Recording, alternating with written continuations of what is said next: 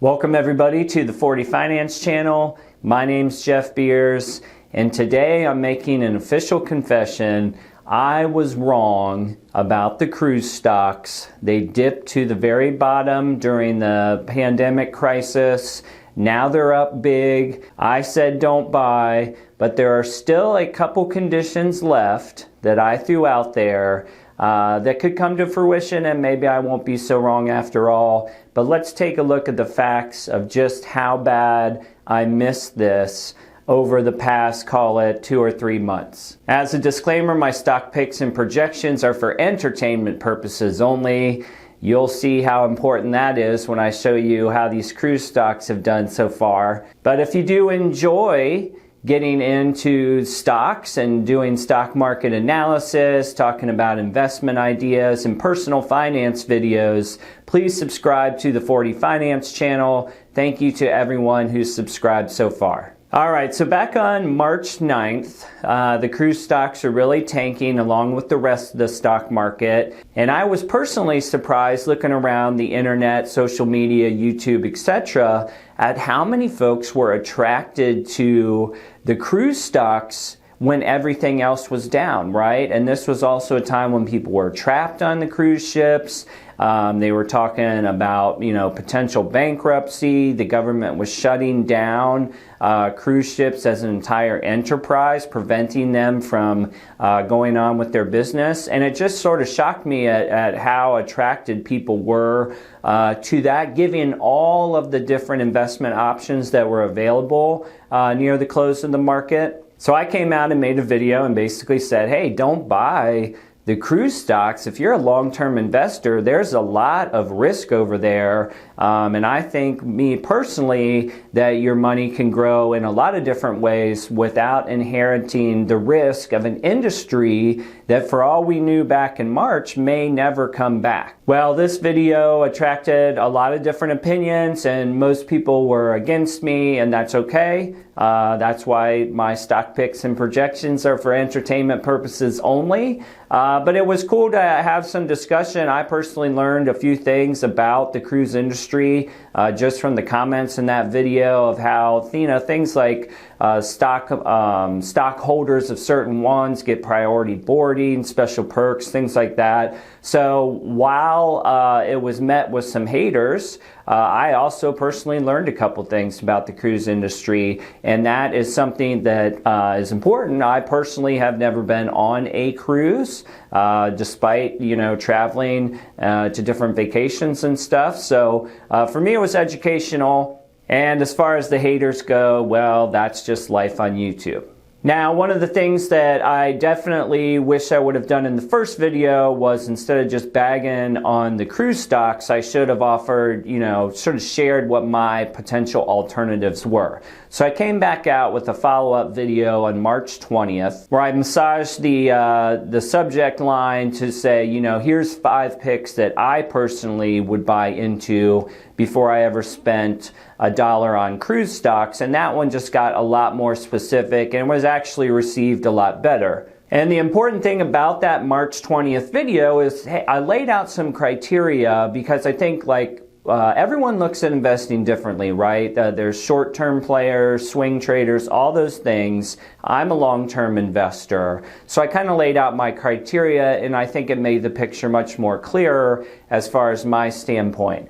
Those criteria were, at the time, again, on March 20th, we're trying to buy low on the travel industry apocalypse.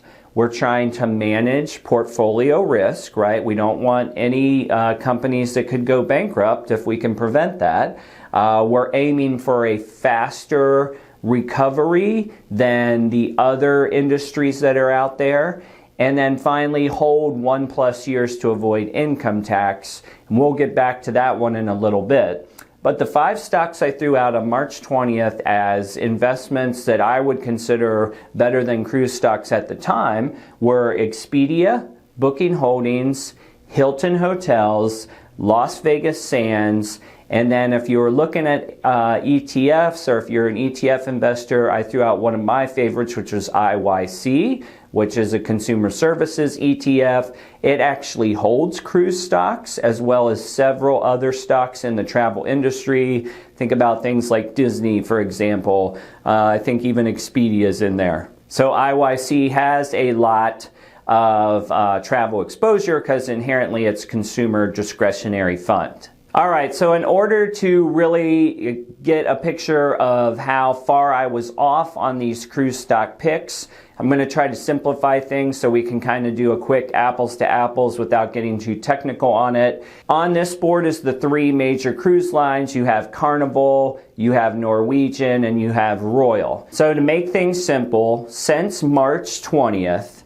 it is Royal Caribbean that has returned the most since that day, 211%. So Royal Caribbean leads the pack in percentage win since March 20th. So we're going to focus on them because they had the highest rate of return at 211%.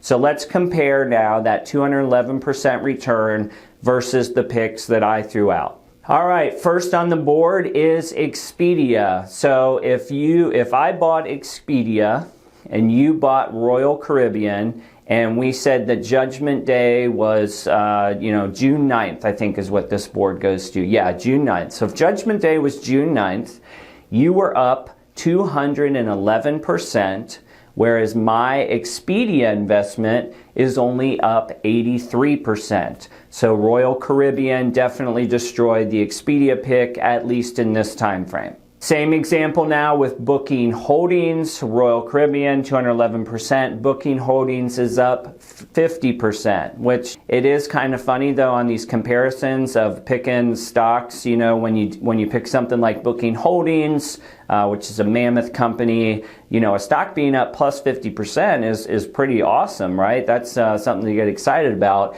But compared to the guys and girls who were pushing for Royal Caribbean or cruise ships, it falls woefully short.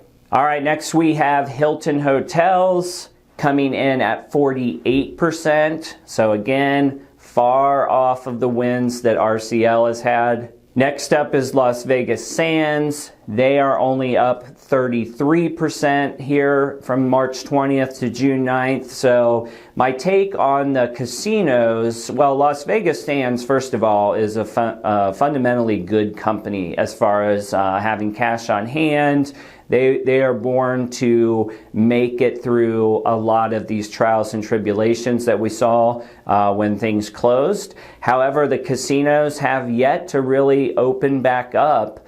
And so I think there's a lot of money that's looking at gambling right now. I myself have talked about DraftKings and MGM and a couple of those, but I'm surprised that Las Vegas Sands hasn't went up more than 33%. But maybe that's going to be something that plays out closer to the football season before people feel comfortable with it. And lastly, a comparison of RCL versus the IYC ETF I discussed earlier. If you are an RCL, you're up 211% still. Meanwhile, guys like me who hold the IYC and bought a lot of IYC during the dip, we are only up 39%.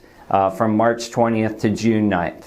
All right, so bottom line, there's no runaround about it. All three of the major cruise stocks outperformed my picks over this, call it 3-month stretch.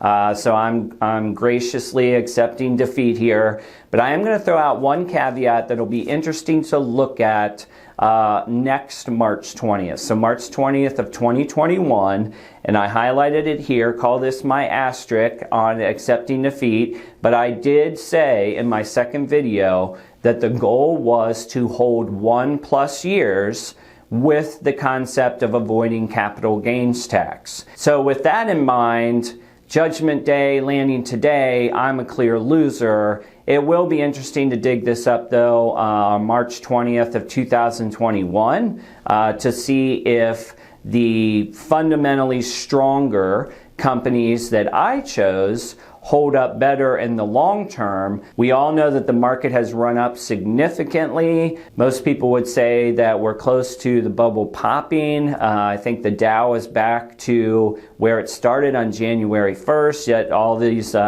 negative headlines that are going on, certainly you've read that story too. So what sort of happens going forward to March 20th? You know, in my opinion, if you're a long-term investor and you got in the cruise stocks, you are winning now. We'll see sort of the marathon, right? What happens after a year? Are cruise stock holders still beating me out significantly by that time? Only time will tell. All right, so in the last minute here, I'm going to say congrats to all the cruisers. You definitely saw something, you felt very strongly about the industry, or you had another bull case in mind with this. Certainly better than my picks over the past 3 months. However, I'm going to throw this in, take it with a grain of salt, because I just gave you 5 picks in mind that were busts, but I would sell. If I was in cruise, if I was in RCL right now and I was literally up 211% on an industry that is not sailing, I think for another month or so, and knowing that the market is reaching literally all-time highs in a very mixed economy, I would cash in. So if you're a young investor and you were smart enough to get in and believe in this cruise trend of them bouncing back so quickly, I would consider selling. I don't think that cruise ship dividends are going to be coming back, certainly not in 2020. They've all had to take out more debt to survive this environment.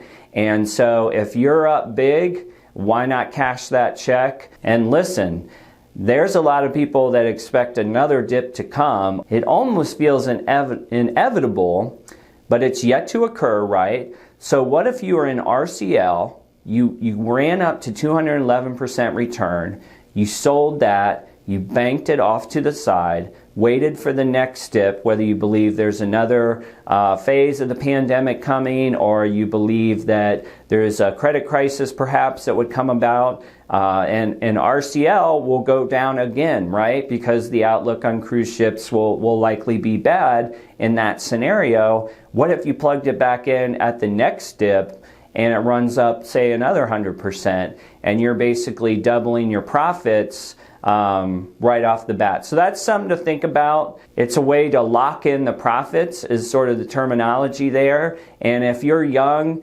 I recommend that you do that and take advantage of this amazing win. Congrats to everybody who invested in the cruise stocks and ignored what I said. We are all in this investing game for the same reason, right? We all take different paths to get there, but ultimately we're trying to improve our net worth. And there's different ways to get there.